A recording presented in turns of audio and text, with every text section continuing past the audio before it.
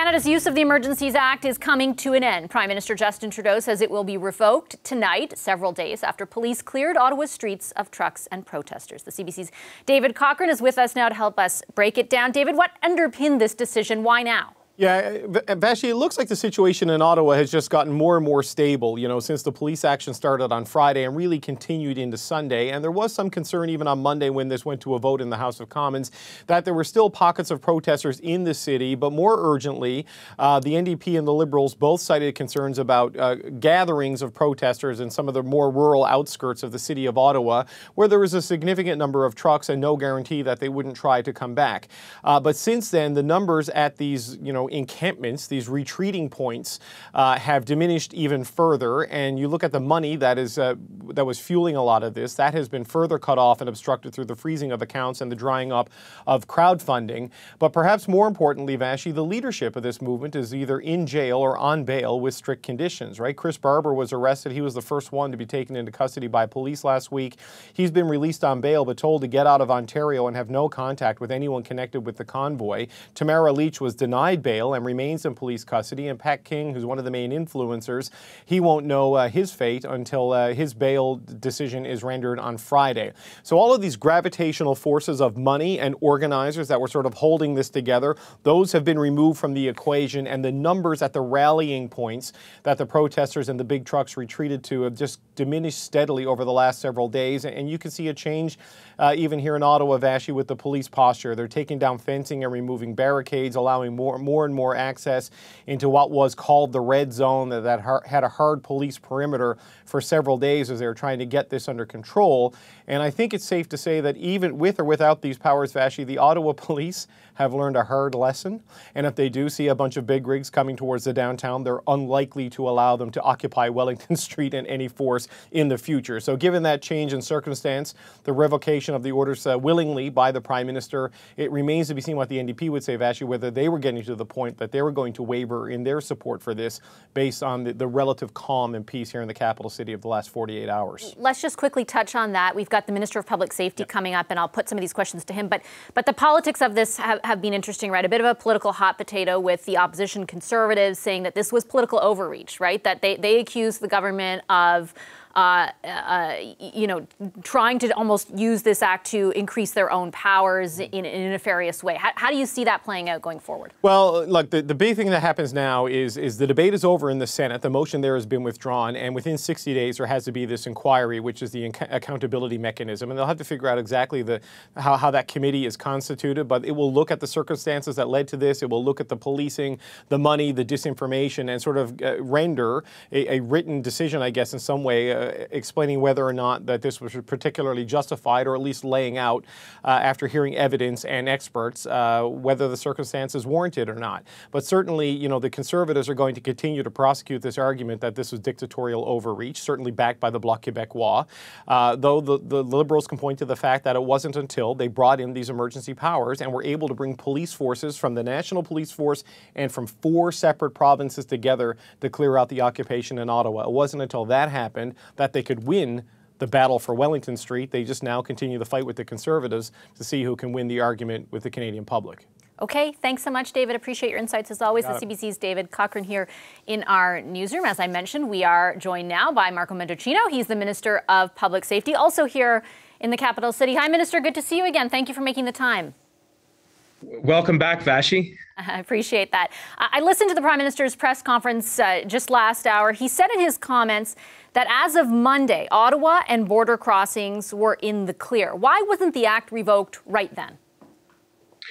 Well, in short, because there were still risks. There were efforts to resurrect blockades out west in South Surrey, BC. We'd heard some chatter as well in Windsor. And in the meantime, law enforcement required some additional cushion to shore up existing authorities so that we could make the transition that we did today. Vashi, we said that when we invoked the Emergencies Act, we needed to. It was a nonpartisan, professional, informed decision by law enforcement.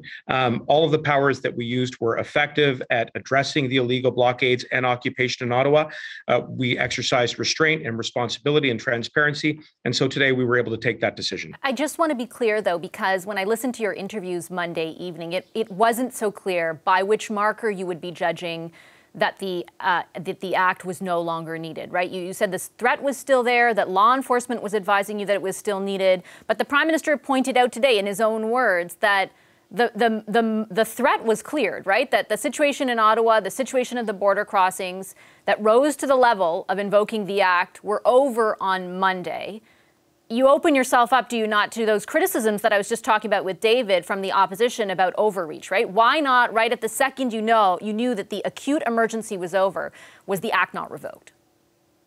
Well, the streets may have been clear, but the risks were not. And there's a threshold under the law that police were continually advising us on and taking a look not only at the progress that we had made, but equally whether or not there might be a return of some of those who were parked just outside of Ottawa, for example, or outside of certain ports of entry. And as a result of those risks, there was an ongoing need to use effective tools, like, for example, designating certain zones as being no-go under the Emergencies Act. That was a very powerful and effective deterrent to keep those away. The financial controls, which was a soft kind of disincentive that didn't require any physical force. Again, a very effective tool to ensure that we could continue to disperse the illegal blockade and illegal occupation.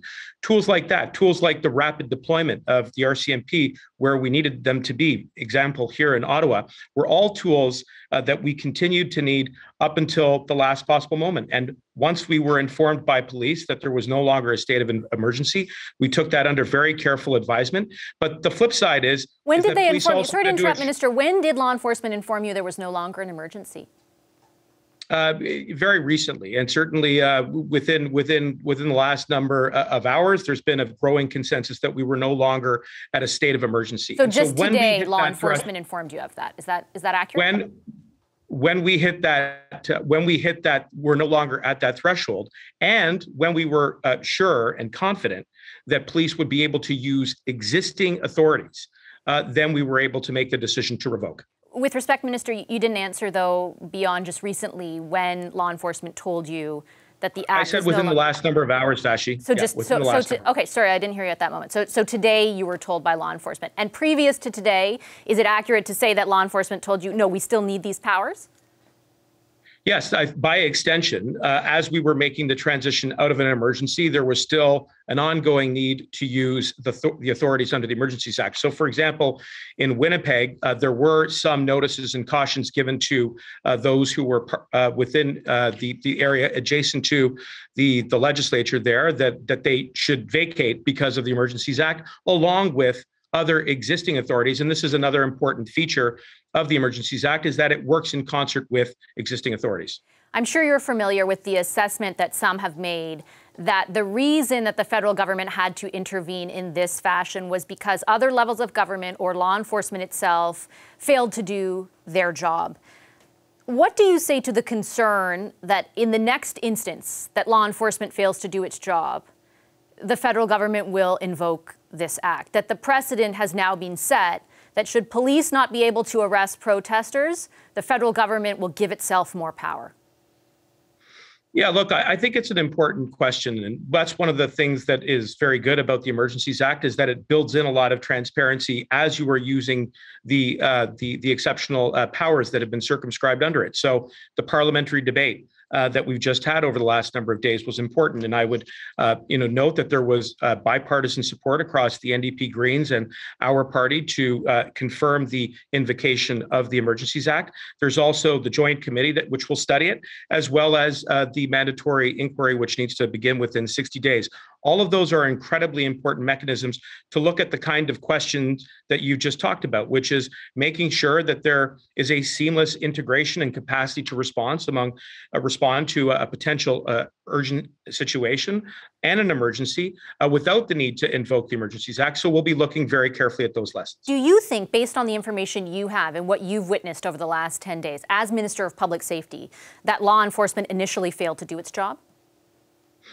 Well, I think there were definitely challenges. There's no doubt about that. You don't get to, the having to invoke the Emergencies Act without there being some real lack of capacity to leverage existing authorities. And that was one of the things that we looked at very, very carefully in accordance with the requirements under the law. And so I think that in some communities, we were able to see that local law enforcement was able to quickly deal with the illegal blockades and occupation but in other instances, there were challenges. And as a result of the Emergencies Act, we saw significant progress to use the powers that had been very circumscribed, very targeted and time limited, and also exercised in a manner that is consistent with the Charter.